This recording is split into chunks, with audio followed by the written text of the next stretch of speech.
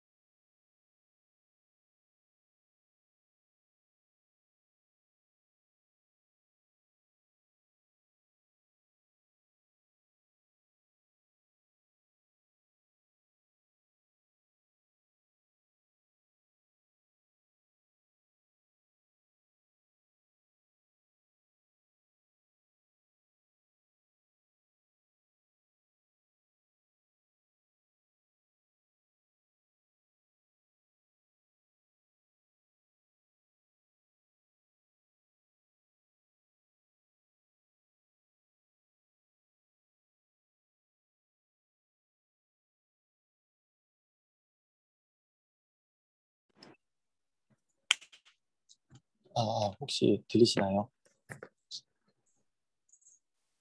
들립니다. 잠깐만요.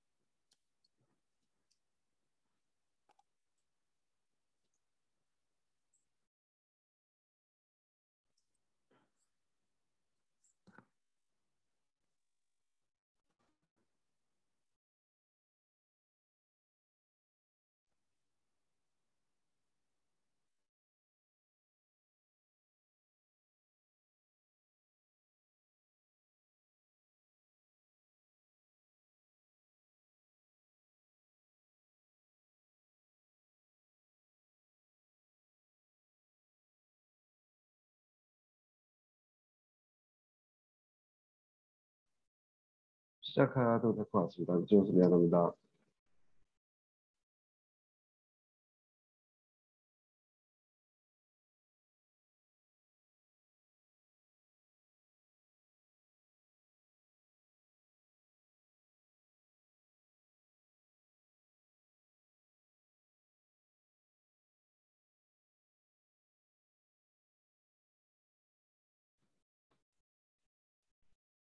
시작해도 될 것 같습니다.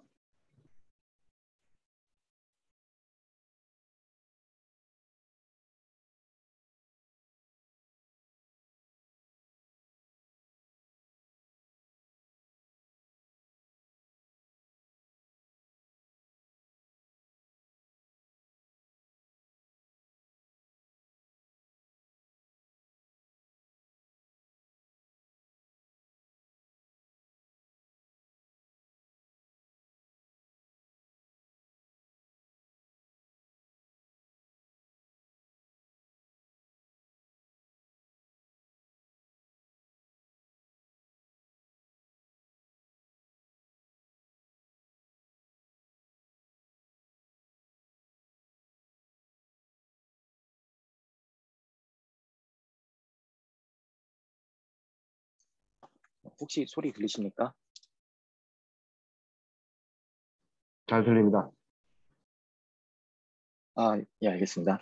그 마이크 쪽에 문제가 있어갖고 무선으로 좀 바꿔 연결하려고 시간이 좀 지체되었습니다. 지금 바로 발표 시작하도록 하겠습니다.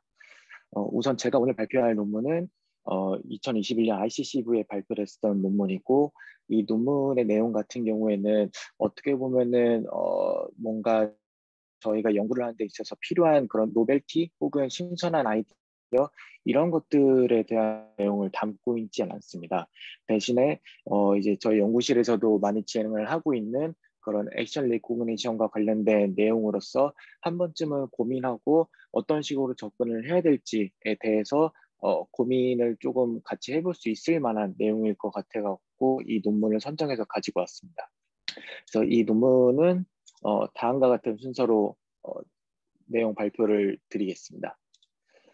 우선 이 논문 같은 경우에는 제일 먼저 이미지 리코그니션 시스템에 대해서 언급을 하고 있습니다. 이미지 리코그니션 시스템 같은 경우에는 다른 분들께서도 다 알고 계시겠지만 오브젝트 디텍션 분야, 클래시피케이션 분야를 모두 아우르고 있는 분야입니다. 그런데 이 분야 내에서도 이제 정상적인 동작, 즉 원하는 대로 성능이 나오지 않는 경우들이 생기는데 그런 경우 부분에 있어서 이 논문의 저자들은 이제 리얼타임 시스템인 경우 플리커링이라는 현상이 발생됨으로 인해서 이러한 문제들이 발생된다라고 얘기를 하고 있습니다.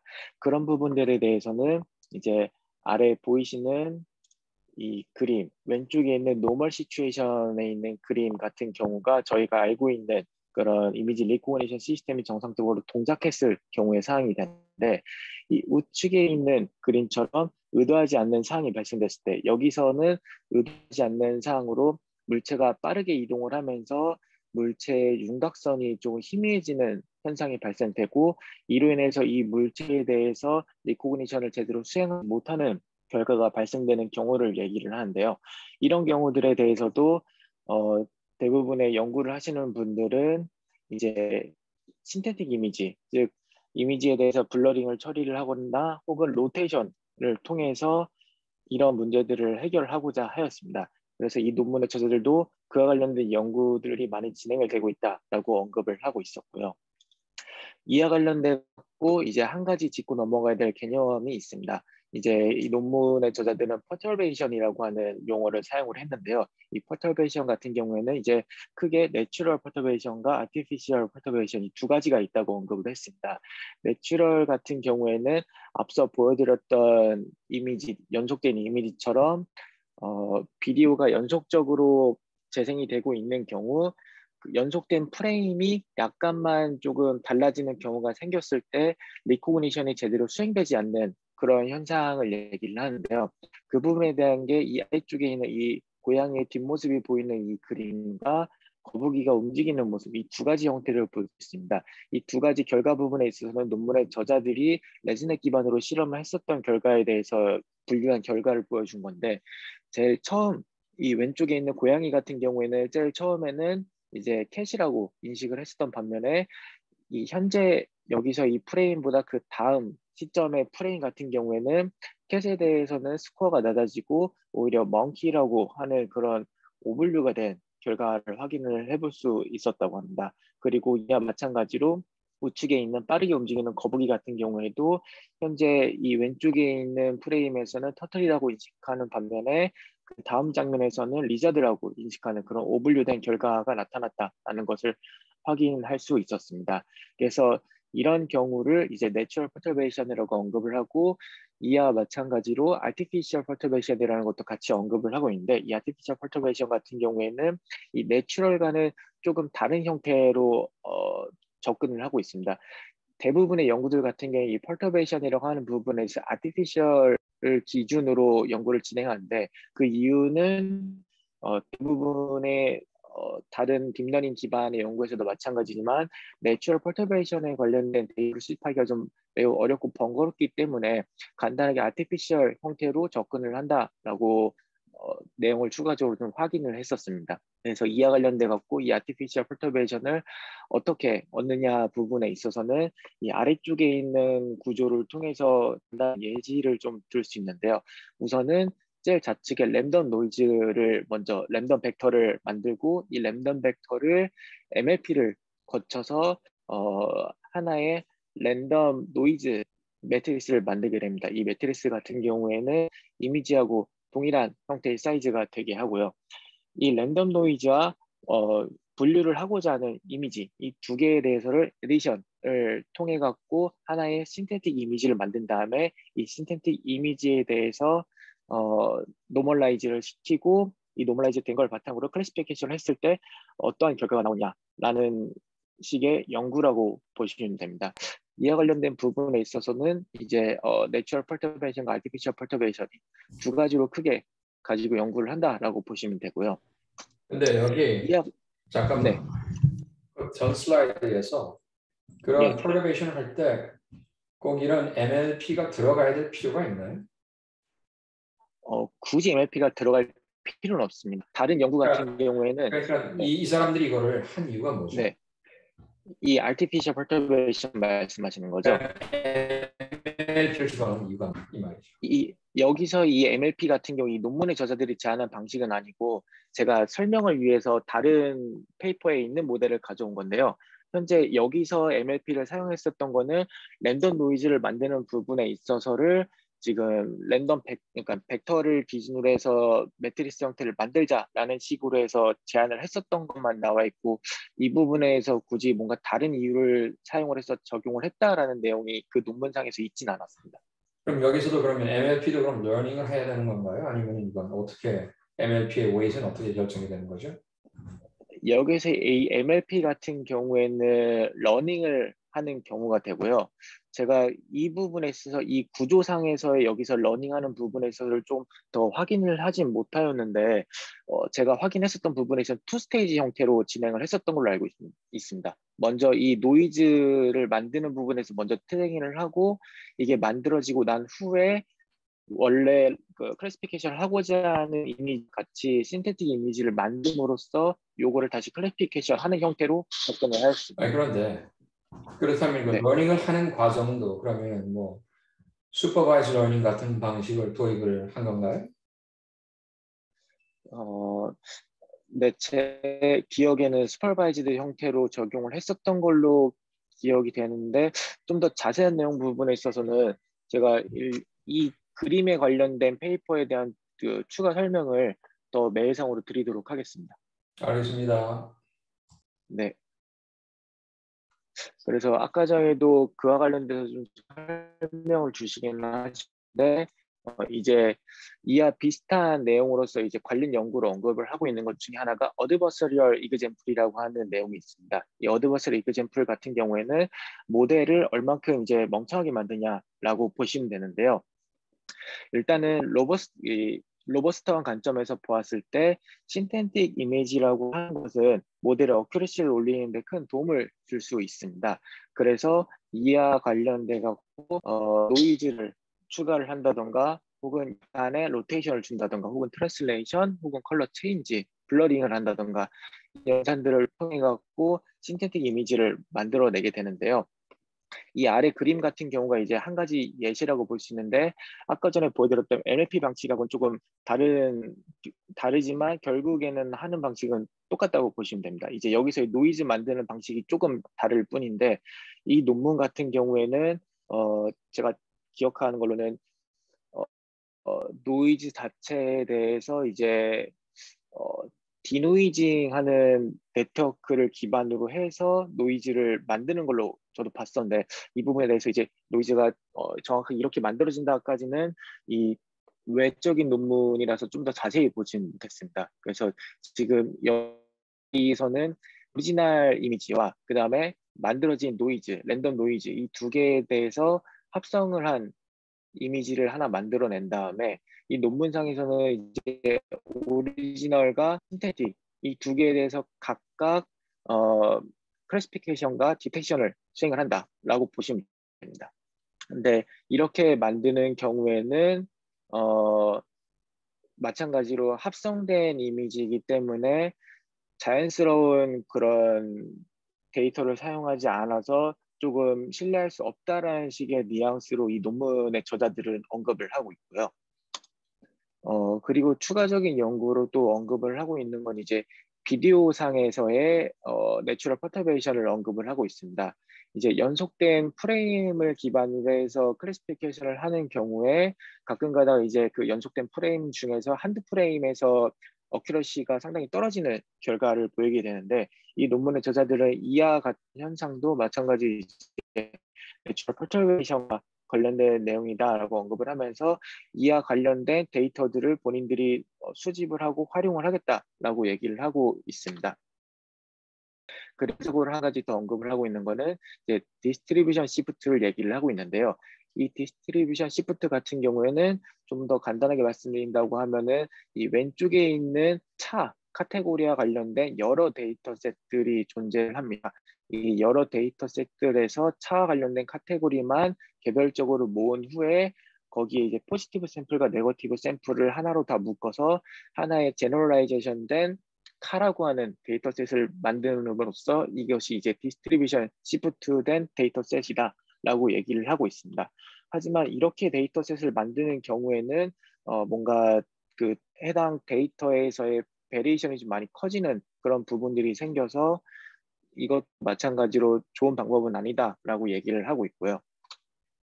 앞서서 비디오 프레임과 관련돼서 말씀드렸던 것과 동일하게 한 가지 더 관련 연구를 언급을 하고 있는 것이 이제 템포럴 컨시스턴시에 대해서 언급을 하고 있습니다. 이에 관련된 부분에 있어서는 이제 비디오상에서 발생되는 블러라든가 혹은 디포커스, 오클루전, 그런 포즈 관련된 여러 가지 현상들을 얘기를 하는데 이런 현상들 같은 경우에도 마찬가지로 내추럴 퍼터베이션과 관련이 있으면 이와 관련되어서도 본인들이 데이터 수집할 때 고려를 하겠다라고 언급을 하고 있습니다. 그래서 이런 관련 연구들을 기반으로 해서 이 논문의 저자들은 우선 본인들이 연구를 하기 위해서 기본이 되는 데이터셋에 대해서 먼저 제안을 하게 되는데요. 이 데이터셋 같은 경우에는 신테틱 이미지들을 활용하지 않는 내추럴 비디오, 내추럴 프레임만 사용을 하겠다라고 언급을 하고 있습니다. 이 내추럴 비디오 프레임을 사용을 하여서 추출하는 데이터화 시키는 방법을 이제 설명을 하고 있는데 우선은 그 비디오 내에서 랜덤하게 하나의 기준 프레임, 앵커 프레임을 선정을 하게 됩니다. 랜덤하게 선정된 앵커 프레임을 기준으로 해서 앞으로 그 이전에 10프레임, 이후에 10프레임 해서 총 20프레임 정도의 데이터를 추출을 하게 되고 이 추출된 데이터를 기반으로 어떻게 보면은 라벨링을 좀 전문적으로 하는 전문가들한테 다시 한번 검증을 받음으로써 데이터셋을 구성하였다고 되어 있습니다. 이제 이 부분에 대해서 어떤 식으로 좀 더 구성을 하냐를 이제 논문상에서 그림으로 좀 더 보여주는데요. 우선은 이 제일 왼쪽에 있는 이 그림 같은 경우에는 이 강아지 두 마리가 같이 겹쳐 있는 그림인데 이에 같은 경우에는 이제 이거 앵커 프레임으로 적용을 했을 때 그 다음 옆에 있는 프레임 같은 경우에는 처음과는 다르게 두 마리의 강아지가 다 나와 있는 형태가 되게 됩니다. 이런 경우에는 어떻게 보면은 조금 프레임의 간격이 인터벌이 큰 걸 수도 있겠지만 제가 이거를 조금 이해했던 걸로는 이제 제일 처음에 앵커 프레임 기준으로 했었을 때 두 마리를 인식하는 것과 그 다음 현재 디스카디드 프레임이라고 되어 있는 이 프레임에서 인식하는 부분에 있어서는 어떻게 보면 거의 서로 다른 형태가 되는 거지 않을까라고 생각을 해서 여기 논문의 저자들은 여기 앵커 프레임을 기준으로 했을 때는 이 우측에 오히려 좀 더 잘 나와 있는 이 이미지는 프레임 상태를 이걸 버린다라고 언급을 한 것 같습니다. 이와 마찬가지로 이 가운데 있는 오토바이가 사막을 이동하는 그림 같은 경우에도 앵커 프레임 같은 경우에는 오토바이가 다 나와 있는 방면에 디스카디드 프레임 같은 경우에는 오토바이 앞바퀴만 나와 있는 형태를 보실 수 있습니다. 이런 경우에 마찬가지로 앵커 프레임 기준으로 봤을 때 디스카디드 프레임이 상당히 좀 괴리감이 많이 있기 때문에 이거를 제외한 것으로 파악을 하였고요. 그 우측에 있는 경우에도 마찬가지로 앵커 프레임이 이제 오토바이의 바퀴가 두 개가 모두 다 나오지 않은 일부만 나와 있는 형태고 디스카디드 프레임 같은 경우에는 모두 다 나와 있는 형태이기 때문에 일관성을 가지기 위해서 이 앵커 프레임 기준으로 데이터를 선별을 했다. 이런 식으로 서술을 하고 제가 그 서술한 걸 바탕으로 이해한 걸 말씀드렸습니다.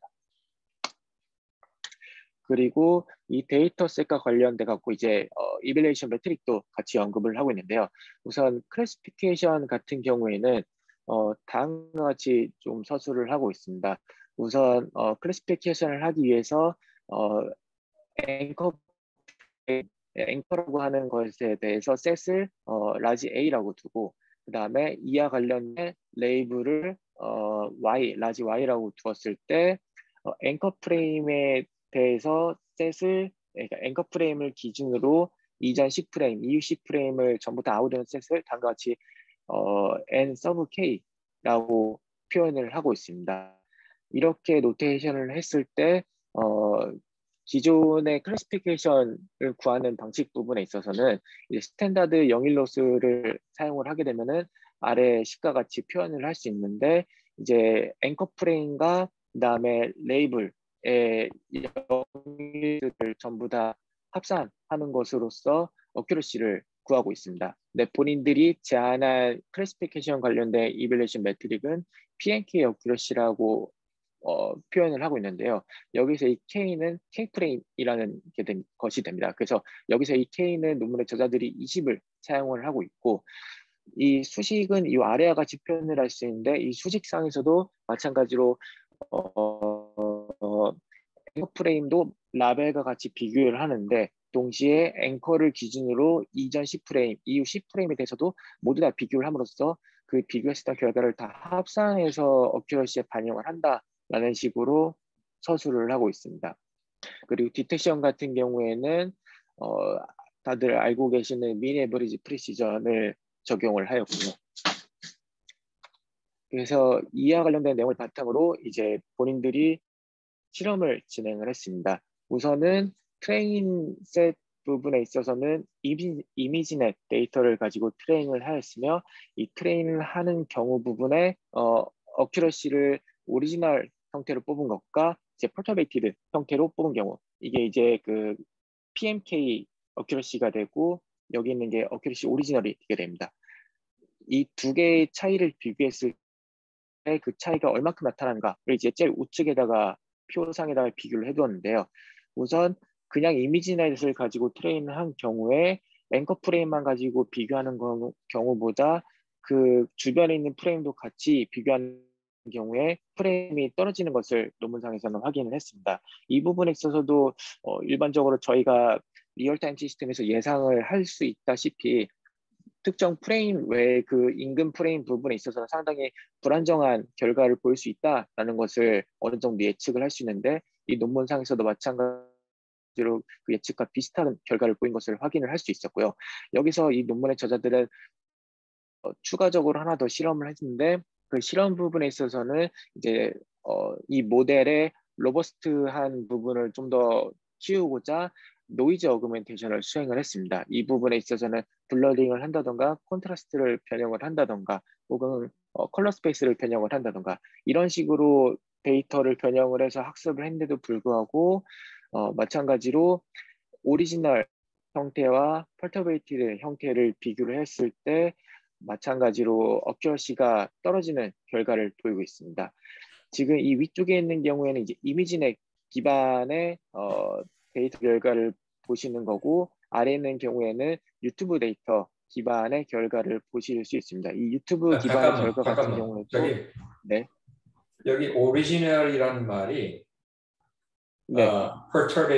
perturb랑 accuracy랑 차이가 뭐라 그랬죠? 네. 내가 그걸 미스했는데. 이제 어큐러시 오리지널 같은 경우에는 앵커 프레임과 라벨에 대해서 정답 비교만 하는 거를 합산한 것이고요. 펄터베이트 같은 경우에는 앵커를 포함한 앵커 프레임 이전의 10프레임, 앵커 프레임 이후의 10프레임, 즉 인접한 프레임들을 모두 다 비교를 한 결과를 합한 겁니다. 오케이. 네, 알겠습니다. 네. 그래서 이 두 가지 데이터셋에 대해서 모두 다 그 펄터베이티드 형태로 비교를 했을 때 어큐러시가 떨어지는 결과를 보이는 것을 확인을 할 수 있었습니다. 근데 잠깐만, 그 전 공식을 좀 가볼래요? 그 전의 네. 공식. 이게 accuracy original이잖아요. 위의 공식이. 그렇죠? 네. N은 그러면은 전체 anchor frame 숫자를 말하는 거죠, 그럼. N이라는 거는. 중간에 그 말씀하신 게 좀 끊어져서 들렸는데 네네. N이라는 여기 N이 네. anchor frame의 숫자를 말하는 거죠, 그럼 N은. 네. capital N. 네. 맞습니다. 오케이. 그리고 근데 밑에 저 PM-K accuracy는 여전히 N을 평균을 하는 건데 여기서 전과 후 프레임 10개씩은 여기서 어떻게 지금 이게 결국은 한 11배 이상, 21배 이상 더 러스를 계산해야 될 것 같은데 여기서는. 그게 어떻게 네, 여기 수메이션이 하나 더 있어야 되지 않나요? 여기서 그럼? 계산 횟수 부분에 있어서는 그렇게 되는데 제가 이 수식을 이해한 부분에 있어서는 여기서의 이 B라고 하는 부분을 이 위쪽에 있는 앵커 프레임을 포함한 인접한 데이터셋에서 한 프레임씩 다 가져와서 비교함으로써 이거에 대한 노멀라이즈는 동일하게 앵커 숫자로 노멀라이즈를 하는 걸로 이해를 했습니다. 예, 논문에서 이렇게 표기가 돼 있었나요? 이 사람들? 네, 네, 좀 약간 불투명하게 적어놨네요, 여기. 네, 네, 알겠습니다. 네. 그리고 이 논문의 저자들은 앞서 실험했었던 두 가지 실험에다가 추가적으로 이제 어드버서리얼 로버스트니스 실험과 파인튜닝 실험을 두 개를 진행을 했는데요. 이 어드버서리얼 로버스트니스 같은 경우에는 이 논문의 저자들은 이제 다른 페이퍼에 발표를 했었던 논문을 그대로 가져서 적용을 했는데 그 모델 같은 경우에는 이제 이 퍼터베이션이라고 하는 것을 앞서서 설명드렸던 어드버서리 이그젬플과 동일한 관점으로 취급을 하고 있습니다. 그래서 오리지널 이미지에다가 노이즈를 에디션함으로써 이제 퍼터베이션 형태가 된다라고 그렇게 가정을 하고 그 퍼터베이션 된 이미지에서 디노이징을 하는 형태로 클래시피케이션 정확도를 올린다라는 식으로 설명되어 있는 모델인데요. 그 해당 모델을 이용해서도 마찬가지로 오리지널에 대해서만 어큐러시를 뽑은 경우와 펄터베이트된 어큐러시를 뽑은 경우에 마찬가지로 어큐러시 드랍이 나타나는 결과를 확인했다라고도 언급을 하고 있고, 그다음에 이 논문의 저자들이 이미지넷 비디오라고 하는 데이터셋에 대해서 파인튜닝을 하는 경우에도 마찬가지로 어큐러시 드랍이 나타난다라고 얘기를 하고 있습니다. 이와 관련된 결과도 마찬가지로 유튜브 기반의 데이터에서도 마찬가지로 어큐러시 드랍이 나타나고 있는 걸 확인할 수 있었습니다. 그리고 이 논문의 저자는 추가적으로 이제 로버스트 로스를 추가함으로써도 한번 실험을 했는데요. 이 로버스트 로스 같은 경우에는 이것도 아마 그 아까 교수님께서 말씀해 주셨던 것처럼 약간 조금 의아한 부분이 있지만 논문상에서 서술되어 있는 수식을 바탕으로 좀 설명드린다고 하면은 이제 로버스트 로스라고 해서 다음과 같은 수식으로 설명이 되는데 이것도 마찬가지로 앵커 프레임뿐만 아니라 앵커 프레임 인접에 있는 프레임들에 대해서도 전부 다 로스를 계산을 한다라고 이해를 했습니다. 수식 부분에 있어서도 설명이 뭐 크게 되어 있는 부분은 아니라서 조금 더 설명드리기가 저도 좀 어렵긴 한데요. 일단은 이 수식을 기반으로 한 실험을 진행하는 경우에도 마찬가지로 어큐러시 드롭이 나타난다라고 확인을 하였습니다. 그리고 이 논문의 저자들은 추가적으로 이제 이미지넷 데이터가 아니라 웹을 통해서 다운로드 받은 텍스트와 이미지가 페어된 데이터셋을 따로 구성을 하여서도 실험을 했는데요. 이 데이터셋 부분에 있어서 진행했었던 실험을 이제 컨트라스티브 랭귀지 이미지 프리트레이닝 제로샷이라고 명명을 하여서 실험을 하였습니다. 그래서 이와 같이 실험을 한 경우에서도 마찬가지로 이미지와 텍스트 페어를 통해서 좀 더 정확도는 높아졌지만 마찬가지로 어큐러시 드롭이 동일하게 나타나는 결과를 확인했다라고 논문상에서 간단하게 언급을 하고 있습니다. 앞서서 설명드린 부분은 이제 클래시피케이션과 관련된 내용이었는데요. 여기서 이제 디텍션과 관련된 내용을 좀 실험 결과를 말씀드리겠습니다. 이 디텍션 같은 경우에는 이제 클래시피케이션 하는 것과 이제 로컬라이제이션 이 두 가지를 모두 다 맞춰야 되는 결과가 돼야 되는데 우선 그림상으로 조금 본다고 하면은 이 위쪽 줄에 있는 것이 이제 정상적으로 되는 경우 그리고 이 아래쪽 줄에 있는 것이 정상적으로 되지 않는 펄터베이션으로 인해서 발생되는 경우라고 라고 언급을 하고 있습니다. 그래서 이 왼쪽 위에 있는 그림 같은 경우에는 이제 퍽스라고 인식을 하고 이에 대한 로컬레이션을 수행했는데 이 아래쪽에서는 이에 대해서 인식을 제대로 하지 못하고 퍽스가 아닌 쉽이라고 현재 인식을 하고 있는 경우고요. 이 가운데 있는 그림 같은 경우에는 에어플레인이라고 인식을 하고 있는데 이 아래 같은 경우에는 에어플레인이 아니라 이제 홀스라고 현재 인식을 하고 있는 경우가 되고 이 우측 같은 경우에도 모터사이클이라고 인식을 해야 되지만 리자드라고 인식을 한 결과가 나타났다라고 논문상에서 보여주고 있습니다. 그래서 이와 관련돼서 이 디텍션과 로컬레이션에 대해서 페스트 RCN이랑 RFCN 이 두 가지에 대해서 다 실험을 했는데 마찬가지로 여기서 민 에버리지 프리시전이 다 떨어지는 결과를 보였다라고 논문상에서 언급을 하고 있습니다. 그리고 이 논문상에서는 이제 디텍션과 관련돼 갖고 비디오에 대해서 파인튜닝을 한 결과도 확인을 했었는데요. 이에 대한 데이터도 이제 이미지넷 비디오랑 유튜브 기반 데이터 이 두 가지에 대해서 실험을 수행을 했습니다.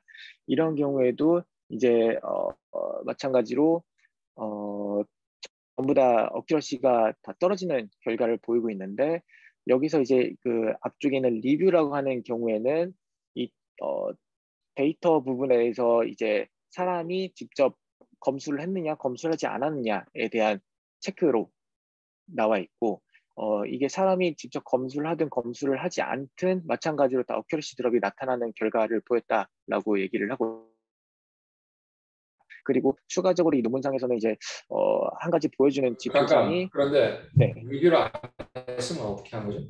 사람이 리뷰를 안 했을 경우에는? 리뷰를 하지 않았다는 말은 그만큼 좀 더 좀 엉성한 데이터 셋이라고 저는 이해를 했습니다. 못 알아들었는데 그게 무슨 말이죠? 그러니까 이게 앞서서 데이터셋을 구성하는 과정 부분에 있어서 이게 라벨링 익스퍼트한테 맡김으로써 검증을 받았다고 설명을 드렸는데요. 그와 관련된 부분에 있어서 이 리뷰라는 부분이 언급된 것이라고 좀 파악을 했습니다. 이제 두 네. 번째 검역 받았지 않았다 이 말인가요? 누가? 예, 맞습니다. 오케이, 알겠습니다. 네. 그리고 이 논문의 저자들은 한 가지 지표로 아래에 있는 차트 형태를 보여주는데요. 이 차트 형태 같은 경우에는 이제 0이라고 하는 앵커를 기준으로 해서 앞으로 10프레임, 뒤로 10프레임 부분에 있어서 어디서 그 인식이 잘 되지 않느냐라는 그런 형태의 차트를 보여주고 있습니다. 그래서 이 부분에 있어서는 어느 정도 다 예상이 가능한 결과긴 한데 그래프상에서 보이는 걸로도 마찬가지로 이제 앵커에서 멀어질수록 보다 제대로 인식하지 못한 결과를 보였다라는 것을 확인할 수 있었습니다. 이제 이 부분에 있어서도 수리상 부분에서 엄청 드라마티컬하게 증가되지는 않고 거의 비슷한 형태를 보이고 있는 부분이 있기 때문에 이것은 뭐 오프셋을 어느 정도 이내로 둬야 된다라는 그런 기준을 딱 그런데 얻을 수 여기 잠깐만 있다던가 여기 그런 차트가 두 가지가 네, 질문이 있는데 하나는 여기 네. percent adversarial이라고 이렇게 지금 Y축이 지금 적혀 있잖아요. 그게 무슨 말이죠? 이 퍼센트 에드버서리 잠시만요. 이게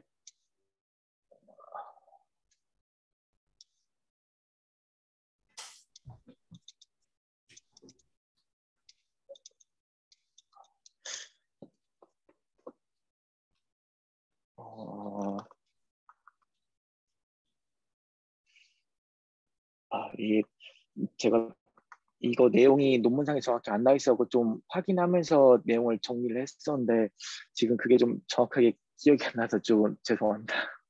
그러니까 이 차트가 무슨 의미인지 지금 우리가 알 수가 없는 상황이죠.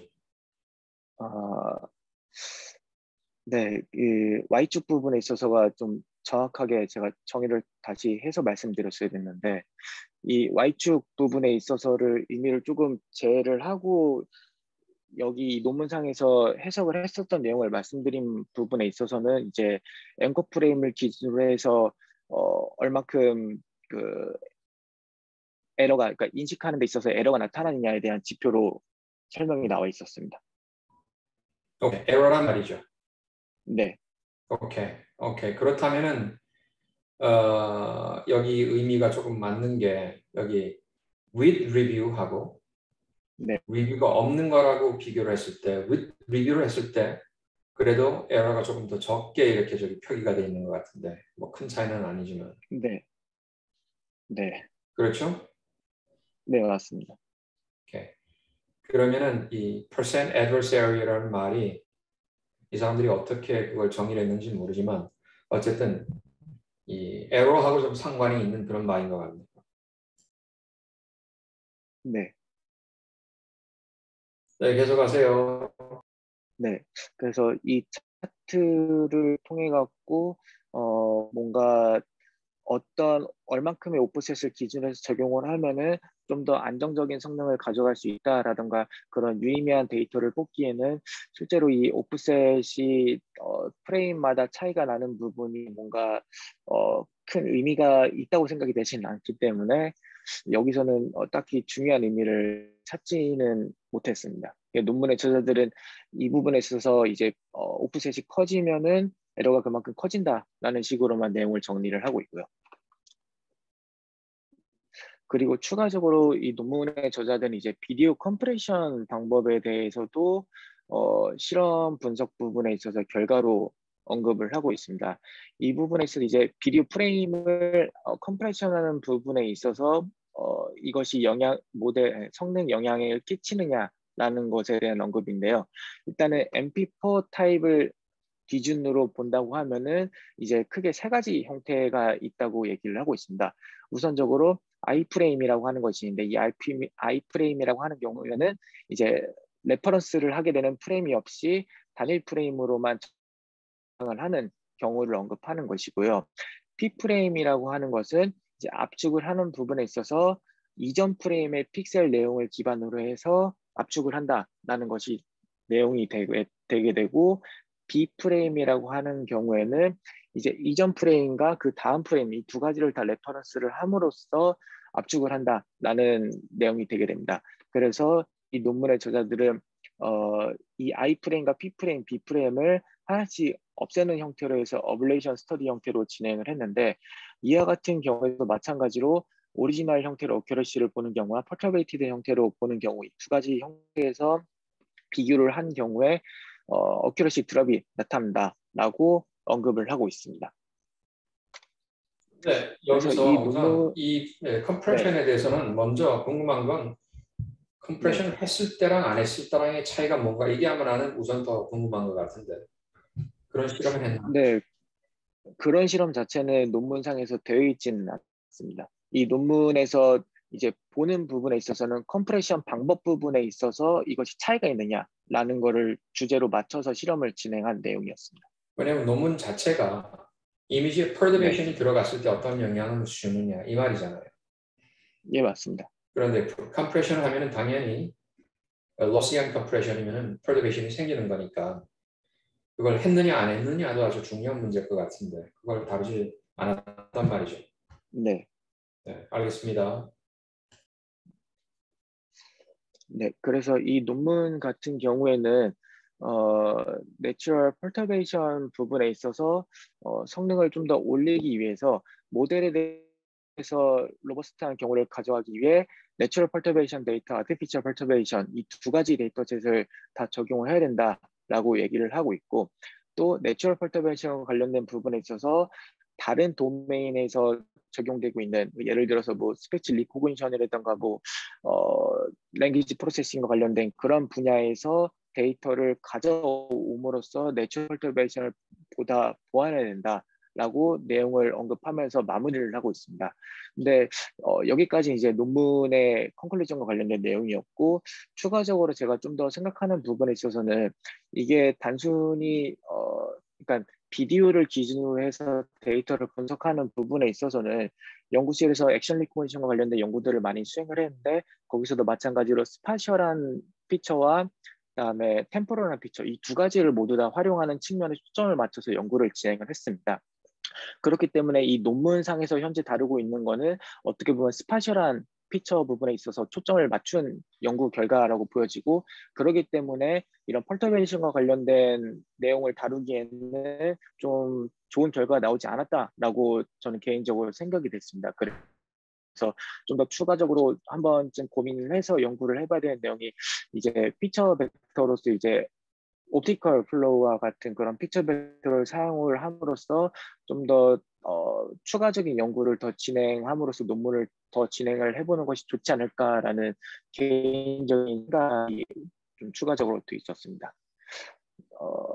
네, 이렇게 해서 오늘 논문과 관련된 발표는 여기까지 진행을 하겠습니다. 혹시 질문 있으신가요?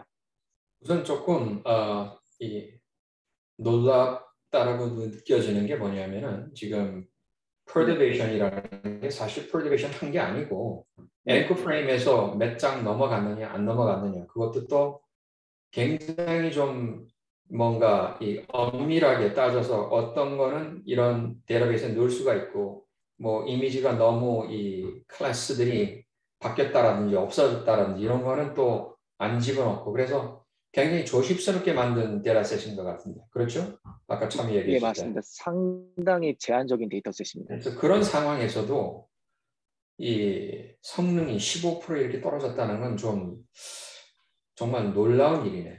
그게 다 똑같은 거진 사람의 눈으로 봐서는 프레임 옆으로 넘어갈 때 그런 거진 차이가 없을 정도의 그런 이미지들일 텐데 이 예, 오브젝트는 여전히 맞습니다. 똑같은 공간에 아니면 또 어쨌든 필드 오브 뷰 안에 존재할 거고 뭐 포즈는 바뀌었을지 모르지만 그렇죠?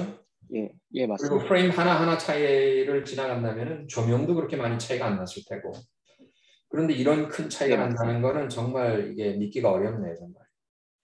일단 이 논문상에서 그 사용했었던 비디오 같은 경우에는 어, 그 프레임 퍼 세컨드가 30프레임 기준이었고 어떻게 보면은 30프레임이 이제 1초다 보니까 20프레임을 사용했다는 경우에는 이제 1초도 안 되는 그 시간 내에서의 변화만 봤다라고 볼 수 있거든요. 그런 경우에 있어서도 상당히 어큐러시가 많이 낮아지는 결과를 보였다라는 부분이 이제 설명해 주신 부분과 일맥상통하는 거라고 생각이 그래서 됩니다. 이게 난 도저히 믿기가 어려워 진짜. 그러면은 트레이닝이 우선 잘못된 건지 네, 이게 이미지넷 비디오 로버스트 그 데이터셋이라 그랬죠 여기서. 예, 맞습니다. 예. 근데 이 사람들이 한 이 classification accuracy하고 요 이 perturbation은 상관하지 않고 여기 레이블돼 있는 것들만 가지고 다른 팀이 여기 클래시피케이션을 한 테스트하고 그런 비교는 없었나요? 네, 다른 팀이 했었던 것과 비교했던 그런 결과는 따로 있진 않았습니다. 제가 그 부분에 있어서를 좀 따로 찾아갖고 여기다 좀 더 실어놨으면은 이제 객관적으로 보기에 좀 더 좋은 아니 우선 그 지표가 그리고 됐을 거라고 여기 생각이 되는데, 지금 클래스가 네, 몇 가지예요? 이 사람들이 캐테고리가 클래스 캐테고리가 몇 가지였어요? 이게 이미지넷 데이터인데 이미지넷 데이터 클래스가 몇 개인지 제가 기억이 아니 나지가 이미지넷이 않아가지고, 아니고 여기서 bit robust 되니까는 거기 안에서 네, 또 구분되어 있는 데이터셋이겠지. 네, 그 안에서도 구분이 되어 있는 부분인데 지금 여기 내에서는 이제 그와 관련된 부분에 데이터를 어떻게 모았다라는 설명만 되어 있고 이제 그와 관련된 상세한 설명이 또 되어 있지는 않고요. 그리고 또 추가적으로 이 데이터셋 부분에서 본인들이 만든 데이터셋을 또 따로 배포는 하진 않습니다. 그래서 우선은 perturbation 없더라도 이 accuracy 자체가 좀 낮은 것 같은데 뭐 클래스 네, 캐테고리가 굉장히 많아서 그런지 아니면은 데이터셋 자체가 적어서 그런지 모르겠지만 예. 그것 때문에 이게 약간만 뭔가 변형이 있더라도 이렇게 성능이 떨어지는 건지는 모르겠는데 어, 그리고 그 다음에 아까 지금 방금 조금 전에 얘기했지만은 스페이스에 관한 피처만을 사용을 했다. 템포럴이란 말이 그러니까 결국은 프레임과 프레임에 대한 코릴레이션은 고려를 안 했다는 말이잖아요. 예, 맞습니다. 그래서 저기 가령 컨디셔널 프로바빌리티를 친다면은 이 프레임에서 어떤 클래스들이 지금 발견이 됐는데 그런 컨디션 하에 그 다음 프레임에서는 어떤 클래스들이 또 다시 찾게 될 건가? 그런 베이션한 그 모델을 썼더라도 더 잘 나왔을 텐데 성능이. 예, 맞습니다. 저도 생각하는 부분이 딱 그런 부분이었습니다. 그런 식으로 좀 생각을 해서 내 생각엔 optical flow는 모르겠어. 그게 도움이 될 건지 모르지만은 조금 conditional probability 같은 입장으로서 우선은 클래시피케이션 문제를 네트워크 자체가 조금 변형이 돼서 거기에 컨디셔널한 클래시피케이션을 할 수가 있다면 가령 그렇다면 성능이 더 높이 나올 수 있을 수 있다고 는 생각이 드는데 네 이상입니다. 재밌게 들었습니다. 네, 감사합니다. 혹시 또 질문 있으신가요? 그러니까 이제 그 퍼럴베이션을 넣어가지고 얼마나 에큐레시를 이 영향을 받는지 이거를 지금 보고 있는 거예요. 그래서 예, 맞습니다.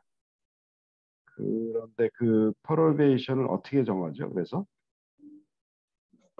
퍼더베이션 부분에 있어서는 이제 크게 두 가지 형태의 퍼터베이션을 이 논문상에서 언급을 하고 있는데요.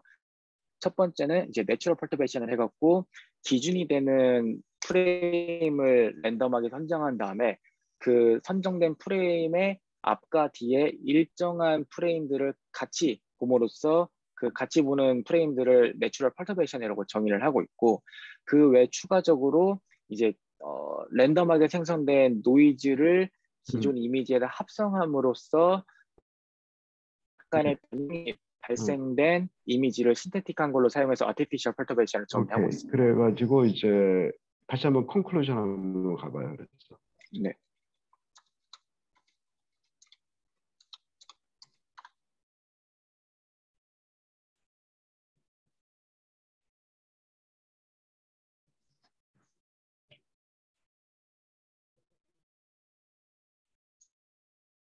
그러니까 이게 뭐냐, 네트워크 모델 내추럴. 그러니까 퍼터베이션이 있음으로써 로버스트가 약해졌다 이런 얘기인가요? 이 논문상에서는 현재 그런 형태로 결과를 마무리를 하고 있는데요. 현재 이 펄터베이션과 관련돼서 좀 활발하게 연구가 되고 있는 내용들은 오히려 반대로 이 펄터베이션을 사용함으로써, 그러니까 artificial 펄터베이션을 사용함으로써 보다 모델의 클래시피케이션 어큐러시를 더 올릴 수 있다, 로버스트하게 만들 수 있다. 이런 식의 접근 방법을 사용을 함으로써 연구를 진행하고 있습니다. 근데 응. 현재 오늘 그러니까 발표한 이게 이제 논문 같은 만약에 경우에는 나도 그냥 그렇게 생각을 하고 있을 것 같은데 이제 일종의 데이터 어규멘테이션이라고 볼 수 있는 거 아니에요. 예, 맞습니다. 그래서 이제 일단 슈퍼바이스드 라벨이 된 상태에 더 액큐러시가 더 높아져야 될 것 네. 같은데 근데 어떻게 된 게 그 거꾸로 이렇게 그동안의 그 데이터 그 결과들을 보면은 뭔가 액큐러시가 굉장히 저하가 된 것처럼 보여가지고 그러니까 이제 그 퍼툴베이션이 있는 거를 추가를 해서 더 많은 데이터셋이 이제 어그멘트가 된다 그러면 네. 뭔가 더 로버스니스가 좀 더 개선이 돼야 되는 그런 실험들의 결과들이 보여져야 되는 거 아닌가요? 예, 맞습니다. 그런 식으로 보여질 거라고 저는 생각을 했었던 부분이었는데 막상 논문을 읽고 나니까 실제 그런 리얼타임 시스템, 이제 액션 리코니션 같은 경우에 실제로 테스트를 해본다고 하면은 트레이닝했던 데이터셋과 조금이라도 차이가 나는 형태가 나타나면은 그에 대한 결과도 마찬가지로 영향을 그러니까 받고 이제 좀 여기서 어크러시가 내 좋지 생각에 안 않은. 한 게 뭐냐면 그러니까 그냥 네, 펄툴베이션만 넣어가지고 거기서 그냥 끝난 것 같은데 펄툴베이션이라는 입장에서 그 데이터베이스가 좀 더 증가가 됐잖아요. 그러니까 그렇죠? 예, 맞습니다. 네, 펄툴베이션을 포함한 데이터를 이제 추가했기 때문에 네, 트레이닝에서 잠깐만 그러면 여기 더 잠깐만 많은 예. 데이터 어규멘테이션이라고 하는 그런 관점이 충분히 이제 됐을 것 같은데 그렇다 그러면 뭔가 액큐러시가 증가가 되는 그런 결론을 얻어야 될 것 같은데 이 논문이 약간 그런 관점에서는 뭔가 논리적으로 좀 이해가 안 되는 부분이 있어요. 근데 잠깐만 미스터 미. 네. 여기 네. 데이터 아구멘테이션이 아니잖아. 이게 데이터 어그멘테이션은 엄밀히 말하면 아닙니다. 아니지. 네. 레이블은 부분에 앵커 포인트만 돼 있고 나머지는 레이블 없이 테스팅한 거잖아요 지금. 네. 아구멘테이션이 아니죠. 그렇죠? 네, 엄밀히 말하면 어그멘테이션은 아닙니다. 아니 엄밀히가 아니고 아니지. 아예. 네. 앵커 프레임 앞뒤로 열 프레임들 20프레임은 레이블 없이 그냥 실험을 한 거잖아요 여기서. 예. 그러면 아니지 아구멘테이션은.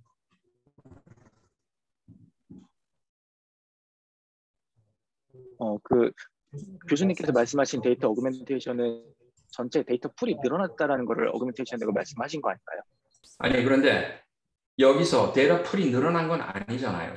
트레이닝 할 때는 앞뒤 열 프레임씩을 넣어서 트레이닝에 쓰진 않았잖아. 이제 그 부분에 대한 게 이미지넷 비디오 로버스트라고 하는 걸 이제 테스트를 진행하고 트레이닝한 거는 이미지넷 가지고 트레이닝을 한 겁니다. 아니 분명하게 얘기하세요. 왜냐면 내가 지금 컨퓨즈가 되는 건데 네. 여기서 지금 첫째로 예시한 게 뭐냐면 약간의 퍼turbation이 있을 때 네. 클래시피케이션 알고리즘이 잘 안 된다. 그게 전제였잖아요. 네. 그래서 그 perturbation을 내추럴한 것도 있고 아니면 synthetic한 것도 있는데 내추럴한 거를 지금 뽑아내기 위해서 비디오 프레임을 사용한 거잖아요. 그렇죠? 옆에 예, 있는 맞습니다. 프레임들. 그렇지만 걔네들을 레이버를 옆에 있는 프레임에 또 레이버를 그대로 다 집어넣은 건 아니고 트레이닝을 할 때는 앵커 프레임만을 가지고 트레이닝을 한 거잖아요. 네. 그러면은 아구멘테이션이 무슨 의미라는 걸 알죠? 다시 한번 데이터 말씀해 주시겠어요? 아구멘테이션이 무슨 의미라는 건 이해를 하고 있죠? 네. 어떻게 되는 거죠, 여기서 그럼? 원래 있는 데이터에다가 아구멘테이션은 덧붙여서 넣어줘가지고 데이터셋을 불키는 건데 네. 여기서 그런 게 있었나요, 지금? 트레이닝 과정에서 그렇게 데이터가 어그멘테이션 들어가지는 않습니다. 트레이닝 할 때만 아구멘테이션 하는 거예요. 네.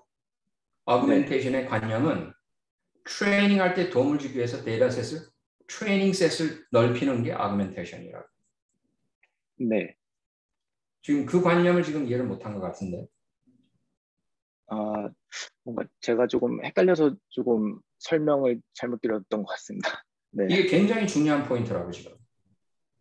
네. 여기 메인 포인트는 뭐냐면은 비디오 프레임에서 앵커 프레임 하나 잡아서 레이블 돼 있는 걸 가지고 그 다음 앞에 10편, 뒤에 10프레임 얘네들을 잘 찾아내느냐 지금 이거 하는 거잖아. 네, 맞습니다. 맞게 똑같은 답이 나오게. 근데 똑같은 답이 안 나오고 오히려 더 떨어지게 나오잖아 지금. 그 말이었잖아요 이 논문이. 네. 그거 아닌가요? 네, 테스트에서 이제 퍼터베이션 형태가 어떻게 나오냐라고 보시면 됩니다. 그렇지. 다른 테스트에는 아무거나 들어가더라도 되는 거예요. 데이터 아구멘테이션이 아니죠 테스트 할 때. 네. 그렇죠? 네. 이 부분에 대해서 지금 조금 더 미스터 한면이 좀 공부를 해야 될 것 같은데 아구멘테이션 관념을 좀 이해를 해야 될 것 같아요 지금. 그러면. 네, 알겠습니다. 네, 이상입니다.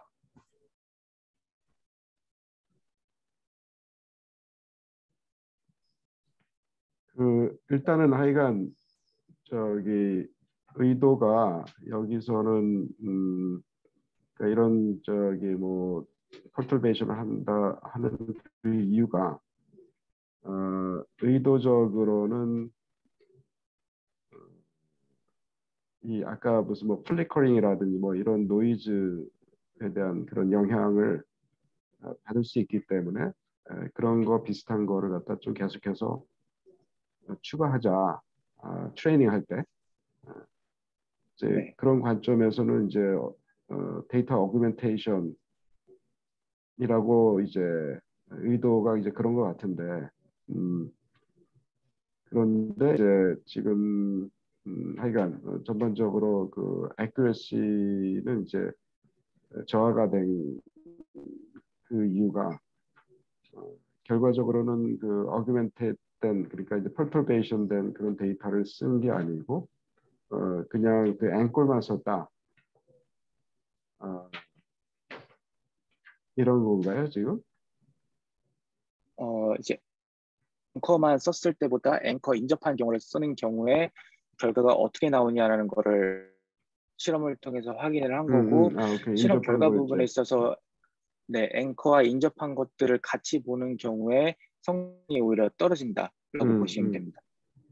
그러니까 펄터베이션 때문에 이게 떨어지는데 그 네, 펄터베이션을 하려고 하는 그 첫 번째 의도가 하여간 데이터 네, 어규멘테이션일 수밖에 없을 것 같은데 그걸 한번 좀 나중에 확인을 해가지고 그냥 네. 이메일로 그것만 좀 결론 좀 알려주세요. 그러면. 예, 알겠습니다. 이 실험 부분에서 제가 좀 다시 정리를 해갖고 메일상으로 보내드리겠습니다. 오케이. 예, 수고했습니다. 감사합니다.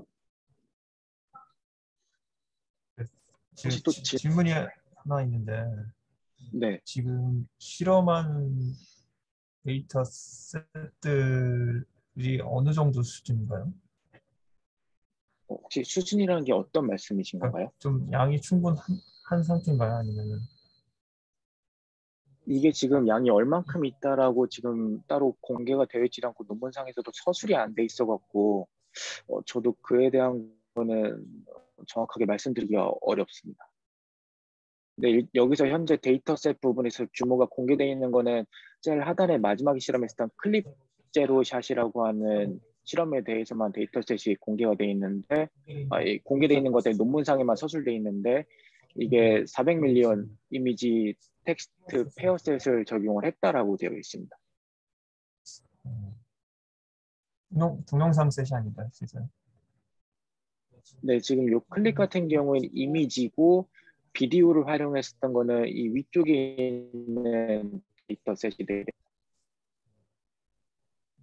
지금 뭐 계속 얘기를 하셨는데 그 마스킹이나 혹은 그 노이즈 인젝션이 보통 딥러닝 모델에서 좀 로버스트한 모델을 만들 수 있다라고 알려져 있는데 지금 이 결과들은 좀 거꾸로 나왔잖아요. 네, 맞습니다.